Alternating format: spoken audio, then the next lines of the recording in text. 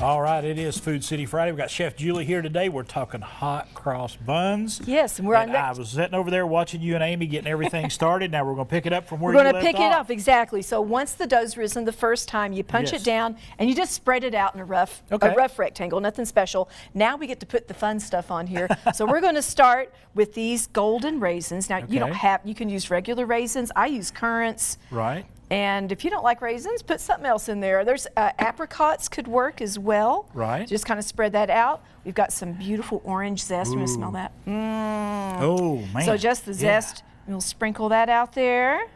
Okay. And then I've got half of a Honeycrisp apple. Nice. And you leave the peel on there. Don't worry about peeling it.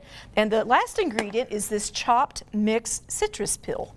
Okay, and I had to make this myself. This is a little harder to find, and on my website I have a link on how to do it. But this is the leftovers of what I've got. Okay. But it's orange and lemon peels that you go through this process to make. Okay. But anyway, we're going to stick that, and that gives a really, really good citrus hit. It's a very intense flavor. And now the fun part: we just get our hands dirty, and you just bring it over. Bring it over. And there's no way to do it, but just get messy, y'all. It's just going to be a mess. And because the apple in particular has a little moisture, once you get into it, sometimes I may have some. So you knead it a little bit. You got to knead it together, and it looks like it's an absolute mess here. But there's this is how you do it. This is the only way to do it. This is the only way to do it, and stuff falls out, lose and you just keep going until you eventually get it done. Once you do get it done, you're going to let it rise a second time. Okay. So you'll put it back in that same bowl. I like to use a little spray, like spray olive oil or whatever. I spray my little plastic bowl. I put saran wrap on top. All right. And then I put a little tea towel on top of that. You don't want your yeast breads to dry while they're rising. If they get a crust on them, that inhibits the rise and they won't reach their full potential. But you can see this is a bit of a mess, but that's just how you got to do it. All right. But it only takes about an hour to rise that second time. Okay. And then at that point you're going to form them into little buns. Right. And I'll just kind of show folks. We'll pretend this is nicely risen and all together. But the way to make a bun, you just kind of get a glob of dough. I'm going to put a little flour in my hand. Yeah. And you make a cage out of your hand. Just make a cage. Okay. Boom. And you just do like that and go around and around. And the trick is to have enough texture, enough how do I say, stickiness, but not too much. Right. Like that's just a little sticky. Okay. But if it's too loose, you don't get the traction to make this work. Right. But you just kind of make a cage like that and go around and around, and then you make this beautiful little round bun. Oh, cool. It just comes right together.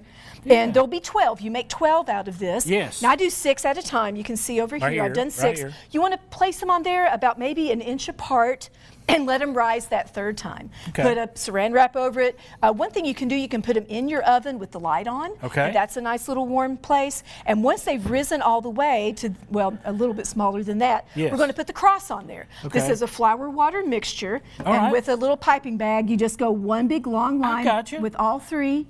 And then all and across like that. And it'll bake into it.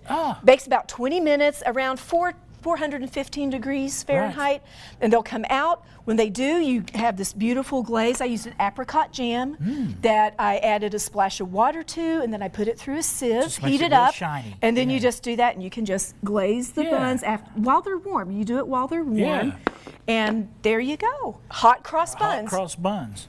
Looks like a mess here. It looks like a mess, but it looks beautiful. But it looks beautiful there. That final result it's is beautiful. Now some people like to put frosting on top, and you could leave off the pasty cross because there's not a lot of flavor in it, but it bakes right in. But it would be a hot cross bun. But but some people, that's true. But what I'm saying is some people will use like a vanilla glaze, like a little vanilla frosting, and they'll do it that way instead. But what I like about this, it's not super sweet. It is sweet, but it's not super sweet. So you taste the spices, the apple, the raisins, the peel. You get the all best of that. of both worlds. You're getting it all. So it's really great toasted with a cup of tea. I bet so. Little butter on there. Little Earl Grey there. Yep, it's wonderful. All right, Chef Julie, thank you so much. My pleasure. Folks, you can find everything right here, bakingwithjulie.com, and all the ingredients. Go to foodcity.com.